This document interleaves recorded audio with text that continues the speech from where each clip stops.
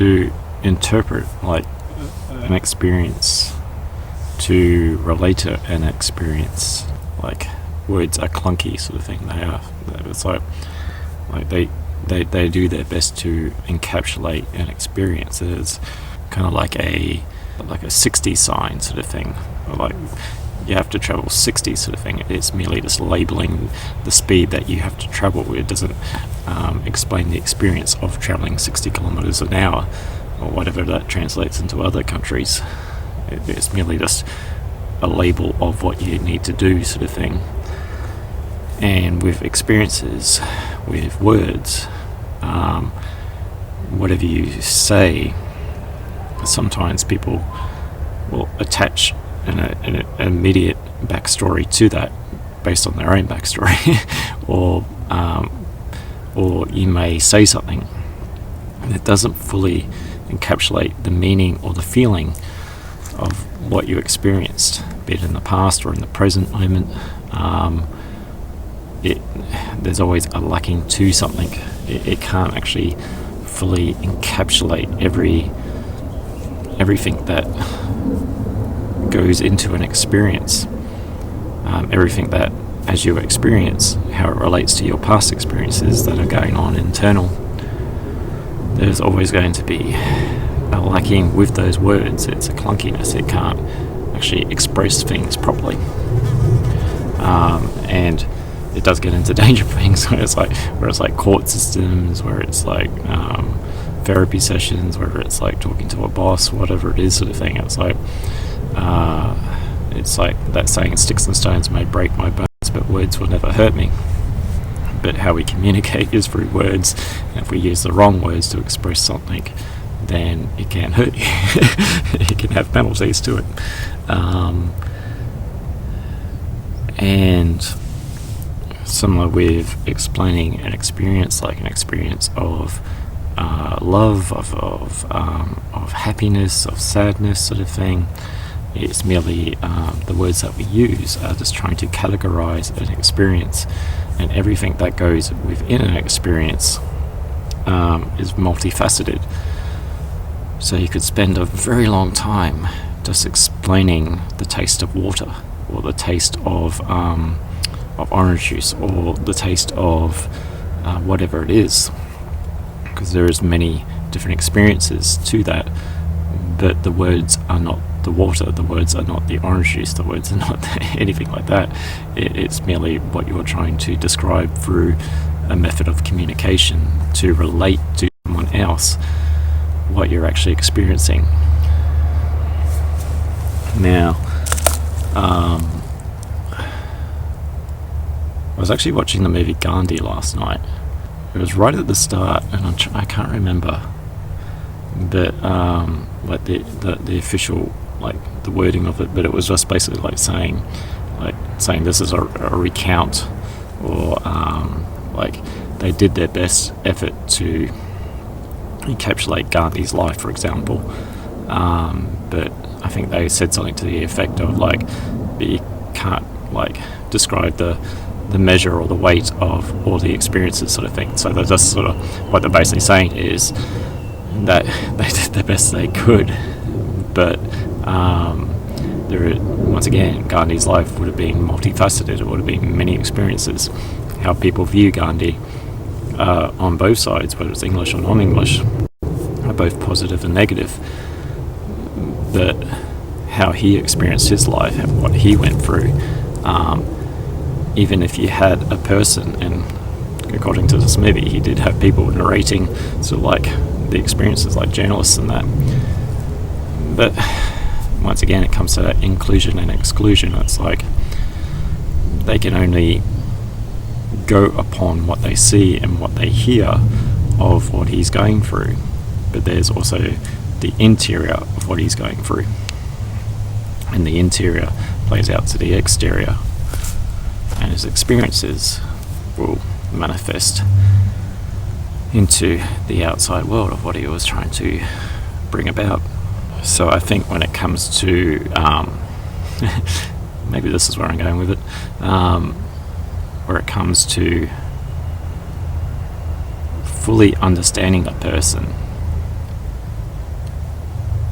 I think there comes a point where you cannot. And that's not to say that someone's trying to keep something hidden, or someone's you have a good understanding of a friend, a partner, or that. I'm not denying that, or an assumption of knowing someone. But you never truly can, the same way that someone who is experiencing something can never truly experience something. Because there is always something that they're not experiencing whilst an experience is happening. There is something always beyond the perception of what they can only perceive. So definitely when it comes to judgments or criticisms, or trying to categorize or label, or trying to pigeonhole, or trying to diagnose, or trying to whatever it is, or even just simply just trying to understand an experience that someone else has gone through, even someone who is empathetic like myself, I can never truly be in that person's shoes. And it's similar with going through a healing process. I can't heal for the other person. That comes down to the person to be able to heal for themselves. The willingness, the openness to be able to do that. Because me healing myself doesn't heal the other person. It's like having two people with, gunshot wounds sort of thing. It's like if one person heals, it doesn't necessarily mean the other person's going to heal at the same time. Both have to attend to their own needs, to their own wounds, to their own experiences. Trauma being the Latin root of the word wounding. So everything that you experience, you have to attend to that. I think on the receiving end, where that looks like is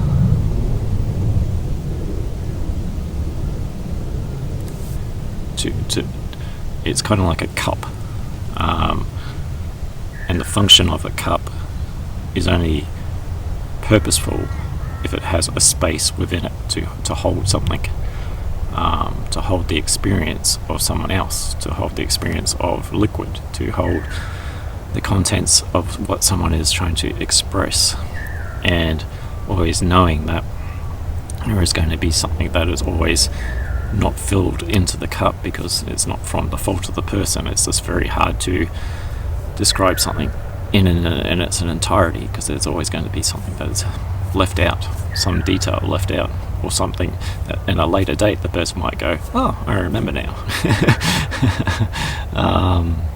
So having that openness, that receptiveness, and that compassionate to hold someone else's experience in a non-judgmental way. And sometimes that looks like where, say if it was a breathwork journey, and at the end of the breathwork journey you've had all these experiences and all that, and you may have, whatever goes on in the person's brain, may have seen things, may have released things and that, and you want me as a person to actually or me as the person wanting to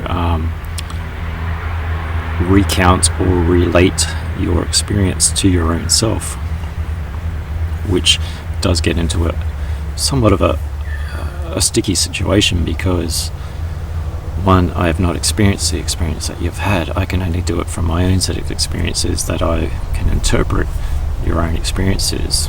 Two, is it my even place to do that sort of thing? Is it just, this is what's happened and we've processed it and we've let it go? The other thing is, me, if I did that and you're in an emotional spot, I can actually give a traumatic memory, a new traumatic memory. That's where it's even with courts, with especially with courts, with police sort of thing, that some of them have to have now trauma training, where their influence on your memory can actually be in a favourable way to them, or knowing that trauma and memory, it does affect. So sometimes if I interpret your memory in a wrong way, can actually re-traumatize you.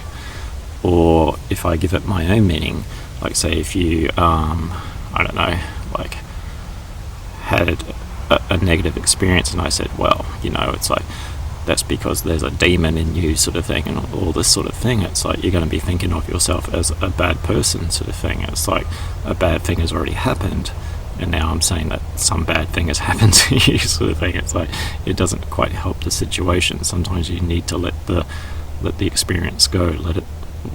It is what it is. I guess helping the person if they still have a negative belief system about themselves, and helping them, guide them away from like more self persecution sort of thing, those thoughts of like blame, shame, guilt. But if I interpret a memory in my own way of doing it, then I'm just giving something that had meaning, a different meaning based on my own experiences, which I'm just giving an experience, a different experience. Now that comes down to the person, the practitioner, because trauma and memory, it's very a malleable thing, and trauma isn't so much a memory, it's just what happened to you, and it's how do we release it. So replaying a traumatic memory, even through talking, can actually re-trigger that traumatic memory. And by giving new experiences to that traumatic memory of me interpreting something in a negative way or in a heavy-handed way, it would then just give that perception more of a muddied lens. So sometimes it's holding that space rather than adding to that space with your own spice, with your own experiences. Being able to, and that's not just to say like, well, you've had that, off you go, I don't want to interpret it. It's being there. Like if you look at that, it's kind of like a hug sort of thing. It's being compassionate to that person's experience, loving acceptance. Love can hurt and love can heal. So if someone's had hurt from love, it's also having the compassion, the love to actually go, yeah, wasn't that great, here for you. So yeah, I'm down from Eflowtion Support Services, and I'll catch you in the next one. Bye for now.